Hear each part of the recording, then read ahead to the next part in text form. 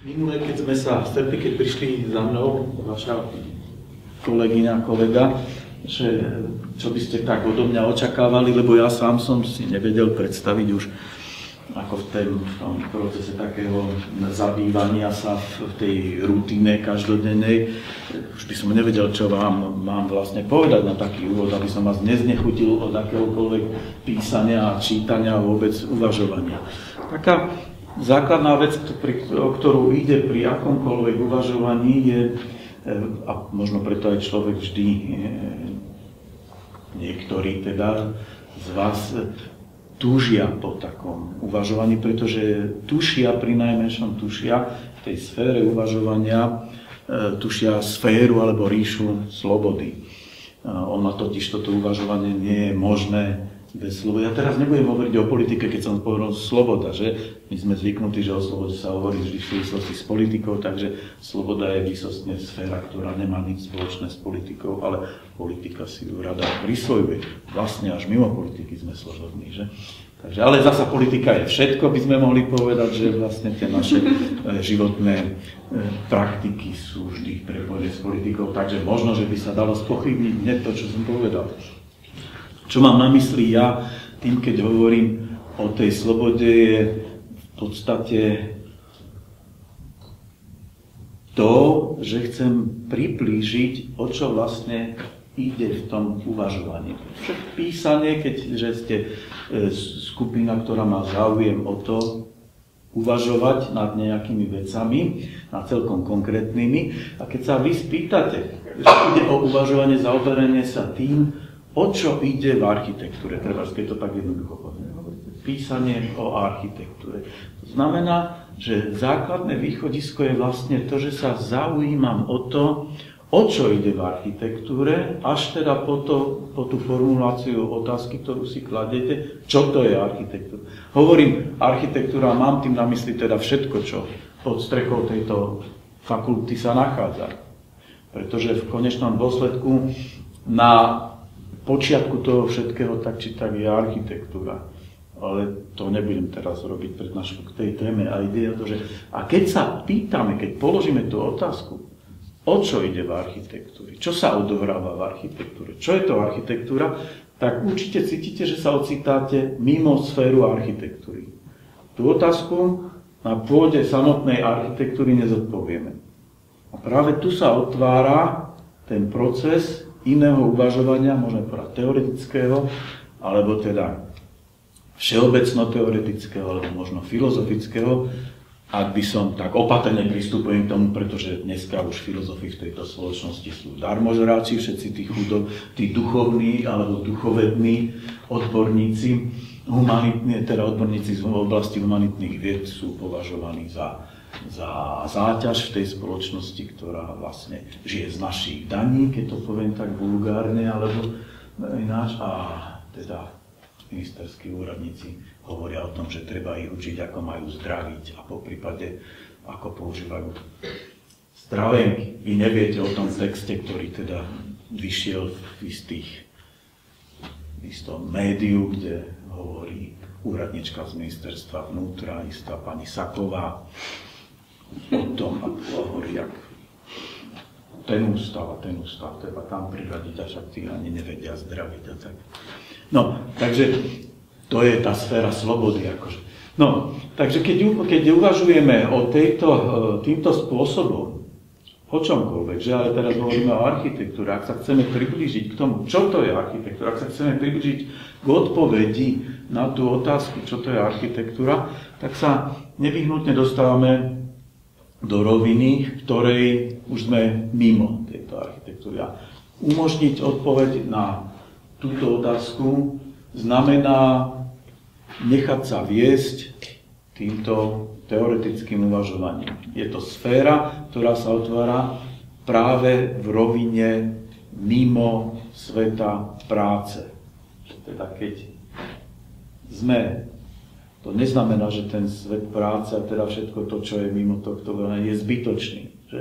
Ale sami ste si uvedomili, že vlastne musíte si zobrať niečo zo svojho voľného času, aby ste sa dostali k možnosti zodpovedať si túto otázku. Dospeli ste k tomu, že nedá sa to ináč, nedá sa to v tom čase, v ktorom sa venujem tomu, čo prináša užitok, bezprostredný efekt, či je to hmotný alebo iný užitkový efekt, že musím sa dostať do roviny, ktorá je mimo sveta tohto práce, že až v tej rovine som slobodný pre toto uvažovanie. A že nedozviem sa o tej podstate toho, na čo sa pýtam, dokým sa nedostanem do tejto roviny. Len v tejto rovine tohto teórie. Prečo? Pretože všetko, čo mi vytvára hranice a všetky hranice, ktoré sú kladené tomu môjmu uvažovaniu, sú všetky iba z toho sveta tej veci, na ktorú sa pýtam, že? Nemusím sledovať žiadny iný efekt, nemusím zarábať, nemusím niekomu priniesť ani len šálku čaju treba, že? Som vedený čiste úvahou o tom, čo tu stojí predo mňou a pýtam sa na to, čo to je tým, či nie. Nie čo plní, akú funkciu a tak ďalej, ale čo to je v sebe. A či to je studňa, krčach, nejaká banková budova, alebo je to lavička v parku, alebo je to lyžica, alebo je to úsmev na tvári kolegyne, že teraz tak vždy ja môžem sa pýtať jednak, ako by mi to prinieslo výhodu, alebo efekt, ale môžem sa takisto pýtať na to, čo to je, čo toto vraví. Že?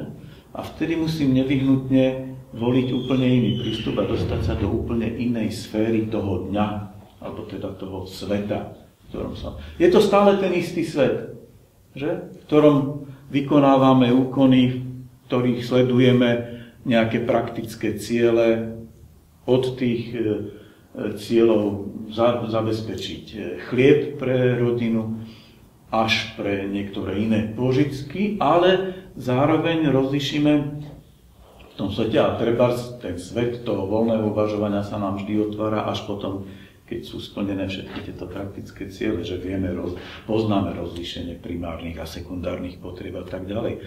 Takže keď človek hovorí, alebo keď tu ja hovorím o tej mimoriadnej dôležitosti a význame tohto teoretického uvažovania, tak samozrejme, že nezabúdam na tú sféru toho sveta práce, kde vytvárame vôbec prostriedky na to, aby sme mohli v tom voľnom čase alebo v tom čase po práci,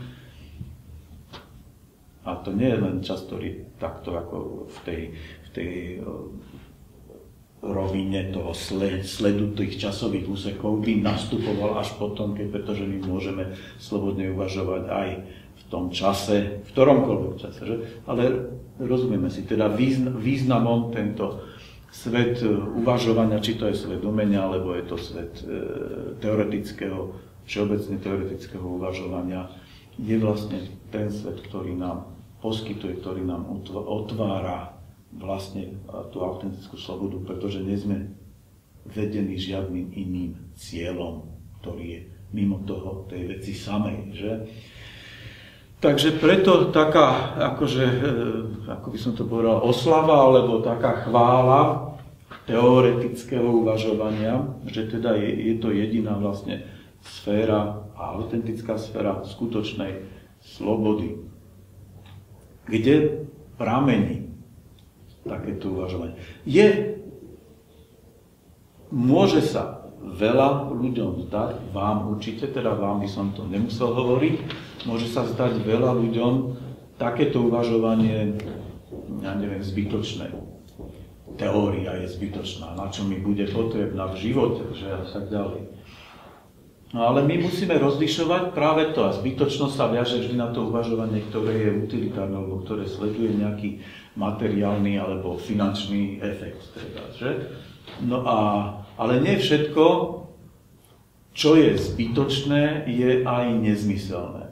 V tomto našom uvažovaní teoretickom, ktoré je zdanlivo také neužitočné, nesmieme zabúdať na túto rovinu práve významu plnosti a zmysluplnosti. Že hoci neprispieva k k tomu, aby zväčšovalo objem našich peňaženiek, tak prispieva k tomu, že sa naplňa,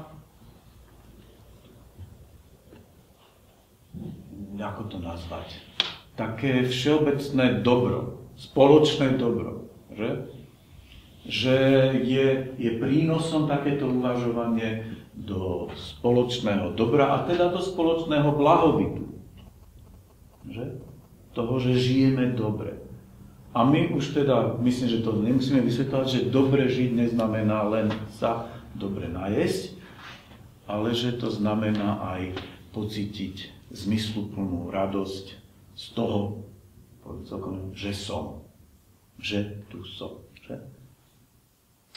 Ani, síce niekedy zneužijeme úsmev na to, aby sme dosiahli nejaký praktický cieľ, ale v zásade úsmev nie je zdrojom nejakého užitku a napriek tomu ho tak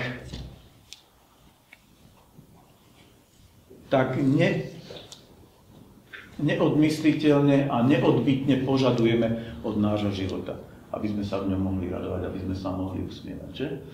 Nakoniec, aj keď nedisponujeme vôbec ničím, tak práve úsmev z nás robí bohačov veľakrát.